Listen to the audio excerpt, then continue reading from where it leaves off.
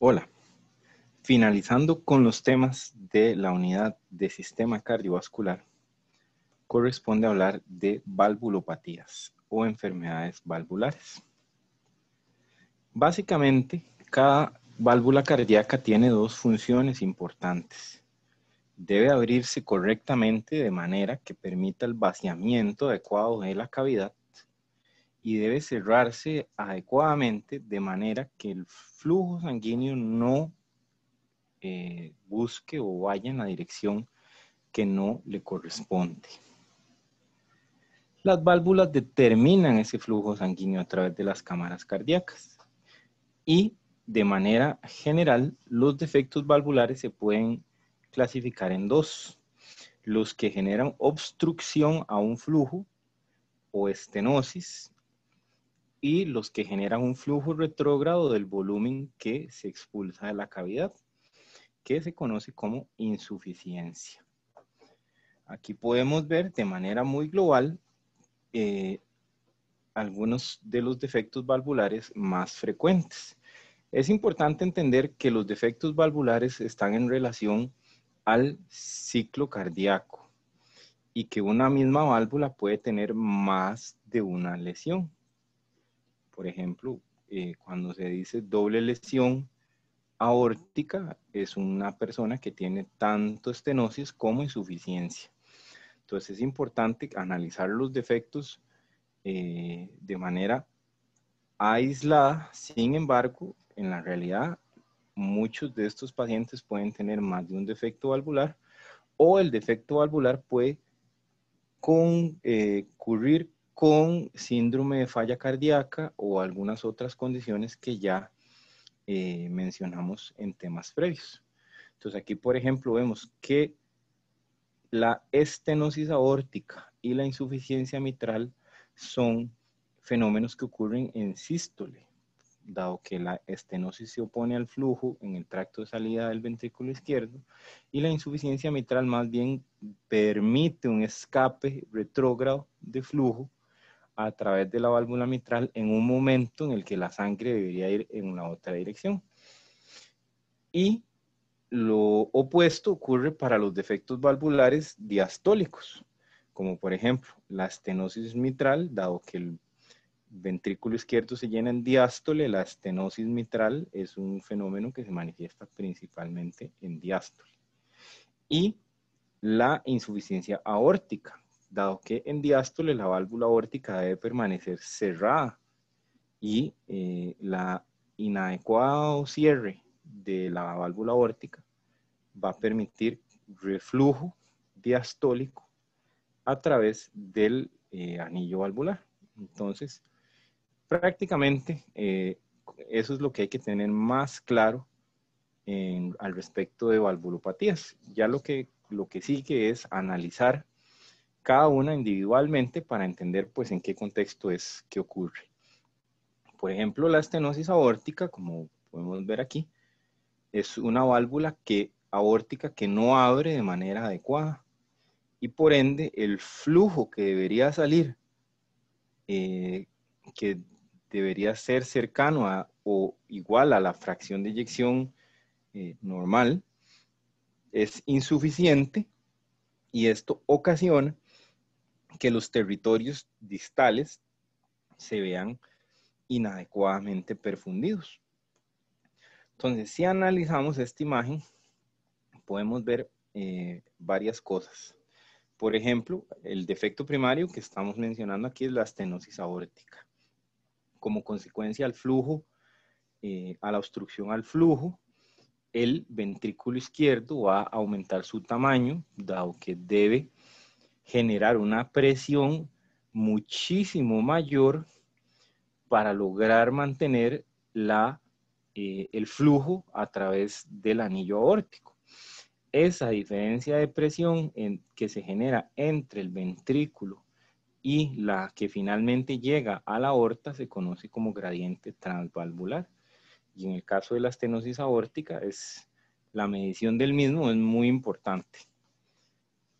Esta obstrucción al flujo nos va a dar hipertrofia ventricular por mecanismo que ya revisamos, con cardiomegalia o crecimiento del corazón, desviación del ápice y algunos efectos compensatorios o consecuencias clínicas producto de esta estenosis. Por ejemplo, la aorta tiende a dilatarse un poco, lo que se conoce una dilatación postestenótica. Vamos a tener, por supuesto, propensión a la falla cardíaca derecha y al edema pulmonar. Vamos a tener síntomas de hipoperfusión como alteración del sensorio, desmayos, palidez. Vamos a tener que la presión va a estar baja y vamos a tener una baja presión de pulso, producto de pues, la obstrucción al flujo sistólico y una disminución en la amplitud del pulso palpable. Todo esto en relación a estenosis aórtica. ¿Cuáles son las causas? Globalmente se pueden agrupar en congénita, reumática y degenerativa. Las congénitas usualmente lo que ocurre es que tenemos un defecto anatómico congénito que altera el funcionamiento normal de la válvula aórtica y se genera flujo turbulento, cierres patológicos y el golpeteo, el trauma, el flujo anormal aumenta la tasa en la que las válvulas se calcifican, recordando que hablamos de que uno de los cambios asociados al envejecimiento es la esclerosis y el endurecimiento del tejido de sostén cardíaco. Sin embargo, aquí estamos hablando de pacientes que tienen manifestaciones de estenosis antes de los 30 años, en relación, por ejemplo, a una válvula aórtica bicúspide, que es un defecto que no es tan infrecuente de encontrar en la clínica. La estenosis aórtica reumática suele presentarse en relación a alguna inflamación que produzca adhesión y fusión de las comisuras. Esta pues es una patología del adulto. Es frecuente que cuando es de origen reumático, la válvula también presente regurgitación o lo que se conoce como doble lesión aórtica. Y también es muy frecuente que cuando el origen de la estenosis aórtica es reumático, se asocie a patología de válvula mitral. En estos casos es inusual que sea una única válvula la que está afectada, porque la causa suele ser un problema sistémico. Y la estenosis degenerativa, pues es la calcificación anormal, pero por lo menos apropiada para los factores de riesgo de una persona que generalmente es una persona adulta mayor. Y, por supuesto, se asocia con otros factores de riesgo cardiovascular. Entonces ven, por ejemplo, ahí una válvula aórtica estenótica. Aquí vemos una estenosis aórtica importante. Vean cómo se ve fusión de las comisuras. Se ve en esta otra. Vean la importante diferencia. Esta es una válvula aórtica tricúspide y esta es una válvula aórtica bicúspide.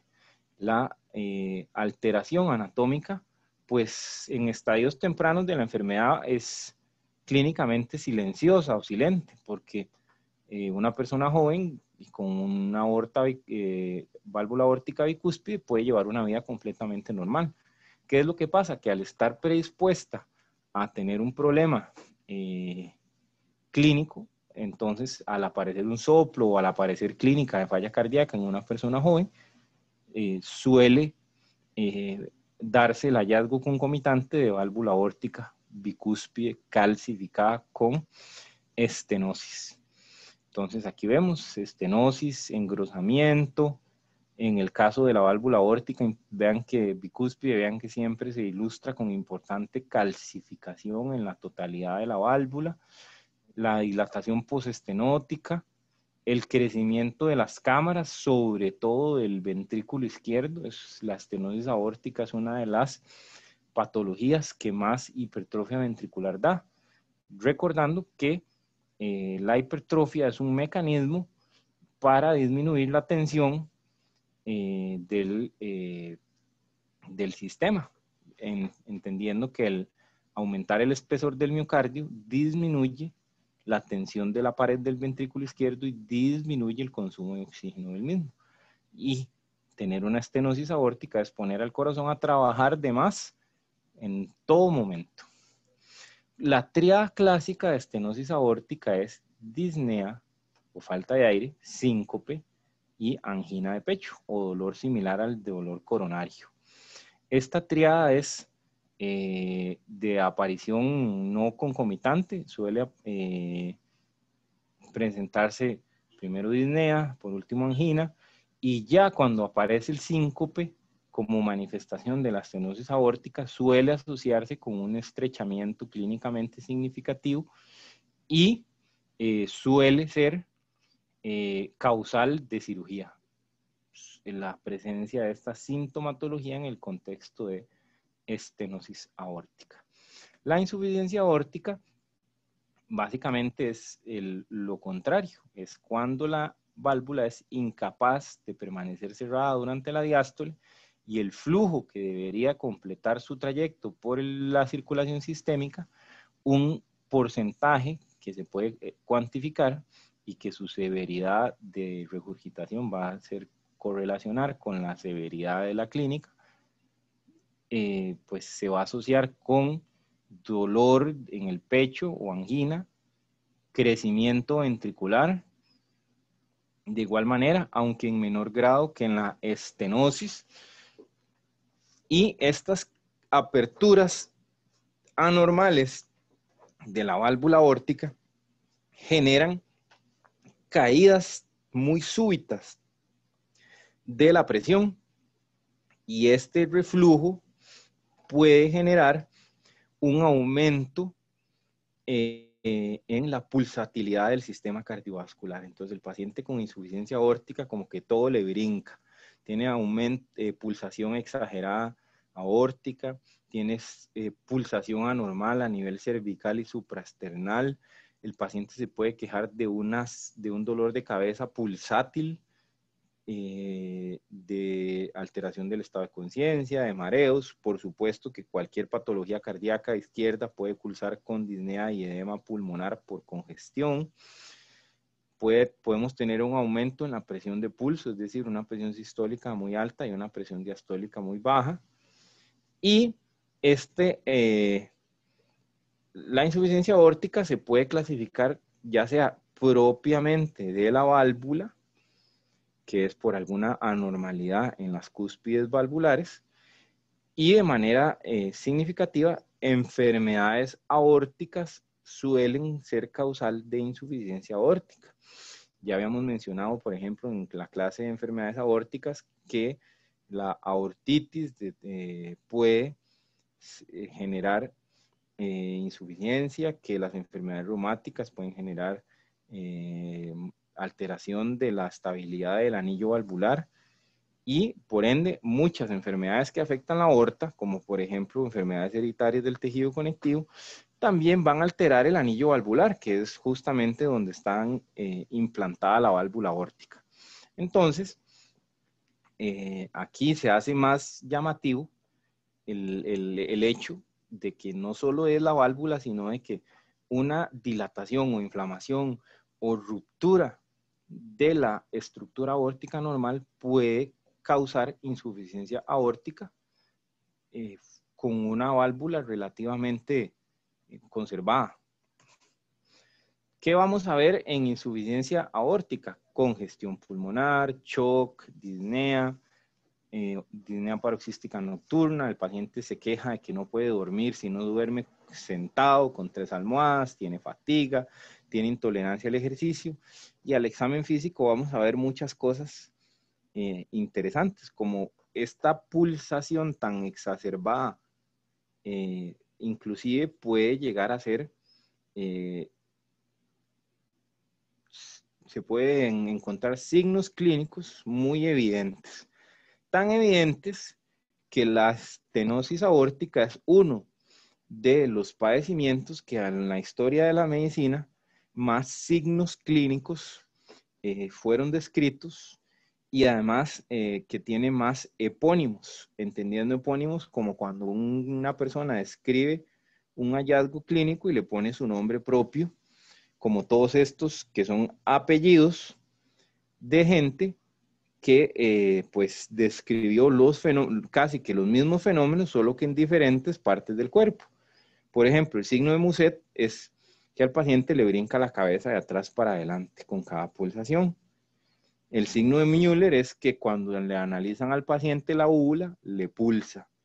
El signo de Becker, vean, pulsación de las arterias retinianas, esto ya es algo muy específico que se ve como oftalmoscopio, y algunos que pues a la hora de la hora son difíciles para cualquiera que no sea un experto semiólogo, como por ejemplo palpar un vaso y que además el vaso pulse, como este signo. Entonces vean que la insuficiencia aórtica tiene este componente de pulsatilidad exacerbada muy intrincado en su fisiopatología. Y aquí, como para hacer integración, no está muy claro, pero se sospecha que Abraham Lincoln padecía algún síndrome de hiperelasticidad, como el Marfan o el Ehlers-Danlos, que son patologías que se asocian con ese fenotipo de persona muy alta, alargada, y que no es infrecuente que asocien algún defecto cardíaco concomitante. Esta fotografía es muy famosa porque, dado que en el momento en que fue tomada la captura, pues la tecnología tenía sus limitaciones, los antropólogos de la medicina dicen que este pie se ve más borroso que el otro porque aparentemente Lincoln era incapaz de dejar quedito el pie cuando cruzaba las piernas. O sea que cuando él cruzaba las piernas, la pierna que le colgaba tenía una ritmicidad pulsátil. Entonces, esta fotografía es una de las que se utiliza como evidencia para afirmar que Abraham Lincoln probablemente tenía síndrome de Marfan y que además tenía una insuficiencia aórtica de algún grado, pues, moderado. Entonces, vean cómo, por alguna razón, siempre hay alguien interesado en figurar cuando hacen diagnóstico de insuficiencia aórtica, o pues como el análisis de las fotografías antiguas y de la historia de la medicina nos permite entender de qué padecía gente que ya no podemos autopsiar.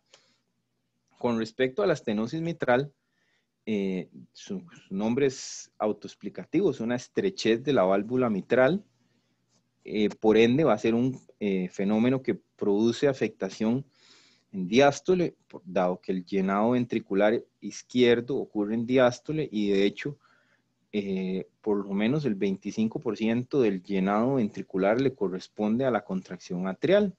Por ende, esta estrechez valvular a nivel mitral va a disminuir el llenado ventricular con una incapacidad de ajustar el gasto cardíaco en caso de que las circunstancias lo ameriten, el flujo se va a mantener constante y vamos a tener muchos síntomas retrógrados. Vean que a diferencia de las patologías aórticas, aquí se vuelve muchísimo más predominante la disnea, la congestión pulmonar, el edema.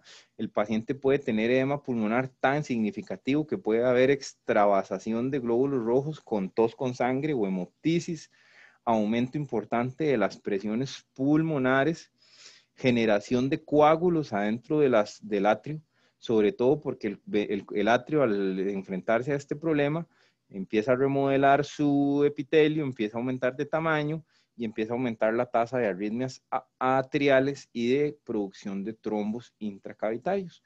Y vamos a tener algunos síntomas de falla cardíaca derecha como hepatomegalia, hipertensión portal, elevación de la presión venosa.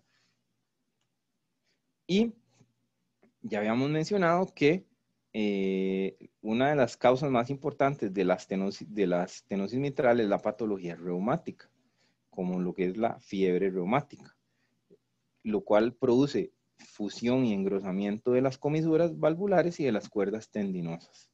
Vean que la fiebre reumática suele ser una enfermedad, pues, infrecuente realmente. Ahora ante el uso indiscriminado de antibióticos es infrecuente que se vea fiebre reumática como antes. Entonces, muchas personas que actualmente se diagnostican con valvulopatía reumática fue porque lo padecieron en la infancia. Entonces, pueden haber hasta 20 años de diferencia entre la fiebre reumática y el diagnóstico de estenosis mitral. Las otras causas, calcificación congénita o enfermedades del colágeno, como lupus o artritis reumatoidea. Entonces, aquí vemos estenosis mitral, cómo se ve la imagen de boca de pescado más estrecha y crecimiento del atrio izquierdo de manera significativa. Aquí vemos la válvula mitral con la clásica apariencia de boca de pescado, y aquí se ve cómo hay fusión de las comisuras con estrechamiento del espacio valvular disponible para el flujo. Y aquí vemos otra imagen de una válvula mitral estenótica calcificada con un corte que nos permite ver los importantes depósitos de calcio que hay que puede llegar a ver en la estenosis mitral.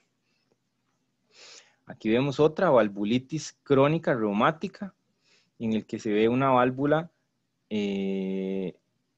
rígida, engrosada y con fusión de sus valvulitas. Y aquí otra estenosis mitral, en este caso es la visión operatoria con una fusión de las comisuras y estrechamiento de los velos mitrales, y aquí la imagen ecocardiográfica correspondiente con la imagen típica de palillo de hockey que se describe en estenosis mitral. Entonces aquí vemos, puede haber engrosamiento de cuerdas tendíneas, un importante engrosamiento atrial y un ventrículo izquierdo relativamente pequeño porque la cantidad que le pasa se mantiene constante y va a depender pues de qué tan hipertrófico y qué tan eficiente sea ese atrio izquierdo. En el momento en el que haya una arritmia atrial, el paciente pierde un componente muy importante del llenado diastólico y la sintomatología empeora. En un laboratorio de hemodinamia se puede hacer una valvuloplastia mitral, que suele ser un procedimiento para comprar tiempo, porque una dilatación con balón no es una solución definitiva. Pero vean cómo en un laboratorio de hemodinamia se puede llevar un balón hasta la comisura mitral y dilatarla para pues disminuir un poco la sintomatología de la estenosis, como se puede ilustrar en ese procedimiento. Y la insuficiencia mitral, básicamente lo que vamos a ver es una regurgitación sistólica del flujo a través del flujo mitral, con disminución del gasto cardíaco, edema pulmonar, datos de falla cardíaca derecha, y pues básicamente es por el importante reflujo sistólico que hay hacia el atrio izquierdo, y pues usualmente se asocia con atrios bastante aumentados de tamaño. La insuficiencia mitral tiene otra particularidad, que puede ocurrir de manera aguda y se puede instaurar de manera crónica como las otras patologías. Prácticamente todas las válvulas pueden presentar un defecto agudo, aunque suele ser infrecuente, mientras que en la mitral, por su posición, por la disposición de las cuerdas tendíneas, por la disposición de los músculos papilares que le dan sostén a esas cuerdas tendíneas, podemos tener insuficiencia mitral aguda. Inclusive lo mencionamos en la clase de cardiopatía isquémica como una de las consecuencias mecánicas más graves del infarto, que es la ruptura de músculos papilares por necrosis. Puede haber ruptura de cuerdas tendinosas espontánea por trauma, o puede haber perforación de la válvula por endocarditis o trauma. Y ya las crónicas pues suelen ser las causas típicas, inflamatorias, infecciosas, degenerativas, o causas de instauración subaguda de ruptura de alguna estructura anatómica, como están enumeradas en esa tabla que les recomiendo revisar con detenimiento. Aquí vemos el agrandamiento del atrio izquierdo, el agrandamiento de la orejuela izquierda, una cuerda tendinea rota con un ventrículo izquierdo aumentado de tamaño y una retracción de las cúspides de la válvula mitral, dado que tiene una forma como de paracaídas. Cuando se rompen las cuerdas tendíneas, lo que vemos es precisamente cómo se retraen las cúspides. Entonces aquí vemos todo esto de estenosis mitral y aquí vemos de manera acompañante la insuficiencia mitral, recordando que ocurren en momentos distintos del ciclo cardíaco. Esa tabla es únicamente para que es un resumen de todo lo que les he mencionado, para que la revisen con detenimiento en sus casas. Y aquí vemos, estas son fotografías que tomé en sala de operaciones. Esto es un reemplazo valvular. Vean, esto es la colocación de una prótesis valvular en medio de una cirugía. Y también otro procedimiento que cada vez está más en boga y que se está generando una curva de aprendizaje y que más frecuentemente vamos a ver en todos nuestros hospitales, es el reemplazo valvular transcatéter. Esto es una prótesis expandible que se puede introducir a través de un vaso grande y llevar hasta el anillo, en este caso aórtico, y dilatar la estenosis y depositar esta prótesis valvular. Y para esto, por supuesto, que se necesita asistencia multimodal con diferentes tipos de imagen. Entonces, otro procedimiento que probablemente van a ver en algún momento en su práctica profesional. Y eso básicamente es lo que hay que saber de valvulopatías.